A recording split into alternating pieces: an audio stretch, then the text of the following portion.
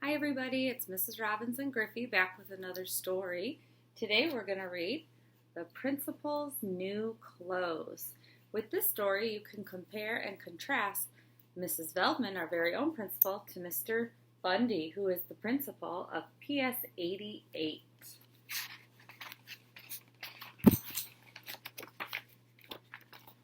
Mr. Bundy is the principal of PS 88. He is also the sharpest dresser in town.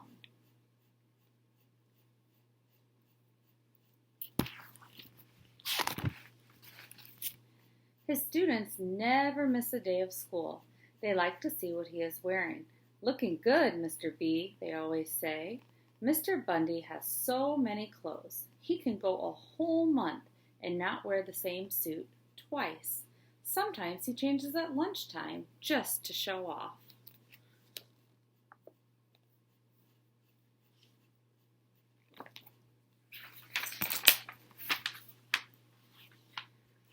One day, a man and a woman who said they were tailors called on Mr. Bundy.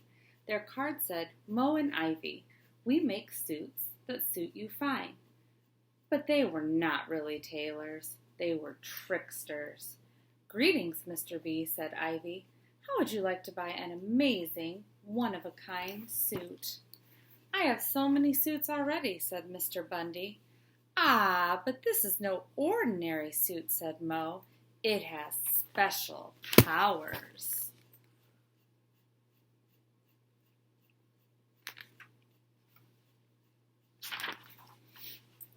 "What do you mean?" asked Mr. Bundy. Moe looked to his left. He looked to his right. Then he whispered in Mr. Bundy's ear, "We make our clothes from special cloth. It is invisible to anyone who is no good at his job or just plain stupid." "Really?" said Mr. Bundy.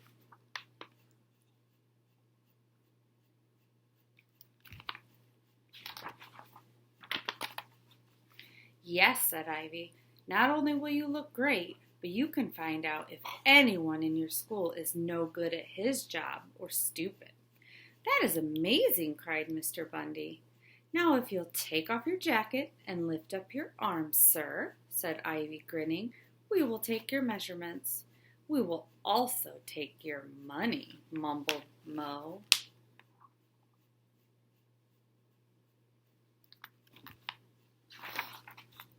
The next day Moe and Ivy set up a workshop in the gym.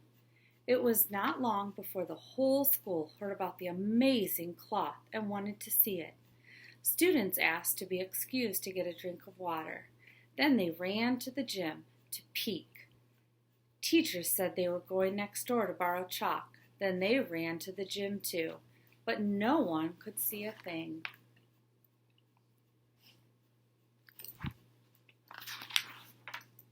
By the end of the week, Mr. Bundy began to wonder what his new clothes looked like, but he was also a little worried. What if he could not see the cloth?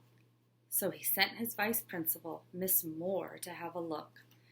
Miss Moore was smart and good at her job. She would have no trouble seeing the special cloth. Miss Moore hurried to the gym. She knocked on the door. "Mr. Bundy sent me to see his new clothes," she called over the noise of the whirring machines. A moment later the door opened a crack and Mrs. Moore slipped inside.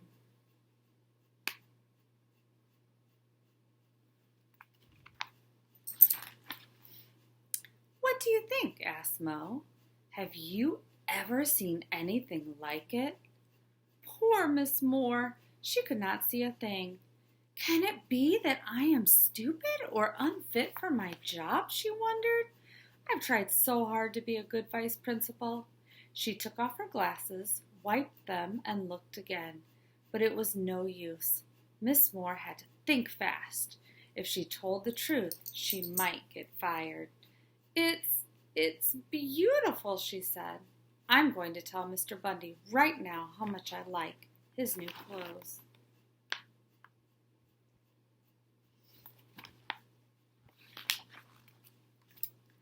"Your suit is great," Miss Moore told Mr. Bundy. "I've never seen anything like it. And now I've got to run and make a phone call. Bye!" She hurried off before Mr. Bundy could ask any questions. Now Mr. Bundy was more curious than ever.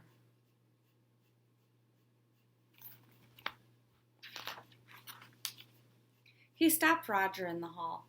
Roger was one of the smartest students in the school. If he couldn't see the suit, nobody could. "Say, Roger," said Mr. Bundy, "do me a favor and find out how my new suit is coming along." Roger couldn't believe his ears. "Wow," he said, "I'll be the first one to see the principal's new clothes. Wait till the class hears about this." And he raced off to the gym.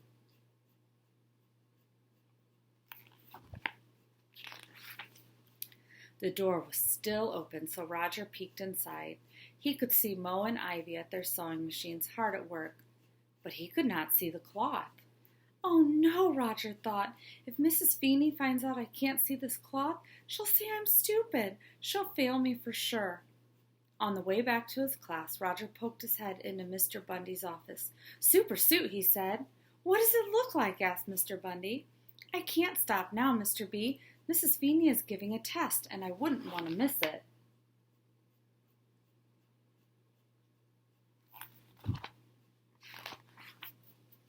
Mr. Bundy couldn't stand it any longer. "I'll have to go see for myself." He marched down the hall and walked into the gym. Mr. Bundy looked at the empty machines. He blinked once. He blinked twice.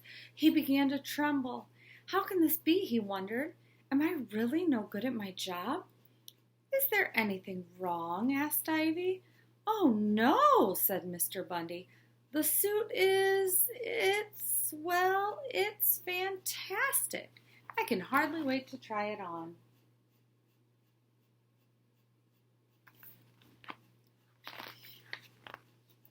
Mr. Bundy handed Mo and Ivy 2 gold stars to show how much he liked his suit. "I'd like to wear the suit to the assembly tomorrow," he said, "but I guess it won't be ready." He turned to go. "Yes, it will," said Mo. "We will work on it all night and bring it to your house in the morning." That night, Mr. Bundy dreamed cold and drafty dreams.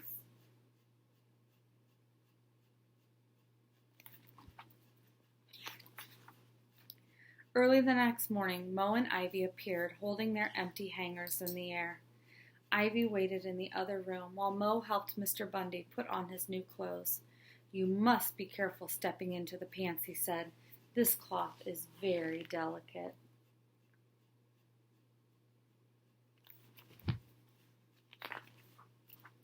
I tried not to look at Mr. Bundy. "Aren't your new clothes light?" she asked. "It's almost like having nothing on at all, isn't it?" Mr. Bundy stared at himself in the mirror. He prayed that the rest of the world was smarter and fitter than he. "Are you coming to the assembly?" asked Mr. Bundy. "Thanks, but no thanks," said Ivy. "We have a bus to catch. And now, if you could pay us, we'll just run along." Mo handed Mr. Bundy the bill. Mr. Bundy handed Mo a great deal of money.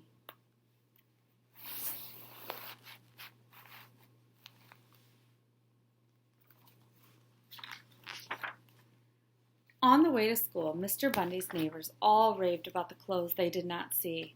After all, they did not want their friends to find out that they were stupid or no good at their jobs.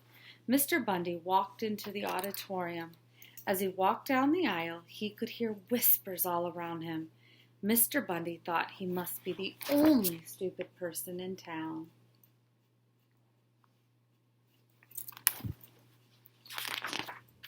Suddenly, a kindergarten child called out, "The principal's in his underwear!" That did it. Everyone burst out laughing. The truth had been told. Mr. Bundy and the teachers and students knew they had been tricked. No one had been willing to tell the truth because they were worried about others would think of them. Mr. Bundy stood on stage, red in the face, knees shaking from the chill, but not for long.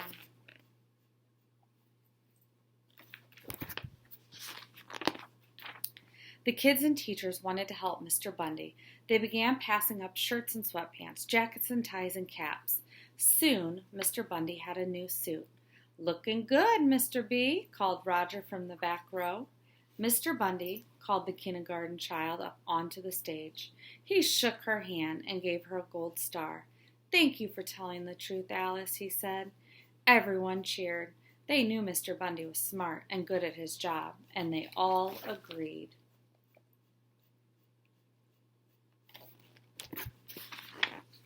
Mr. Bundy was still the sharpest dresser in town. An activity you can do now that you've listened to the story is to design Mrs. Veldman an outfit to wear to school. You never know, maybe she'll really get that outfit and wear it. I also will be adding an online quiz that goes along with this story if your teachers would like to load that into e-learning to take. Griffey and I will see you again soon. Bye.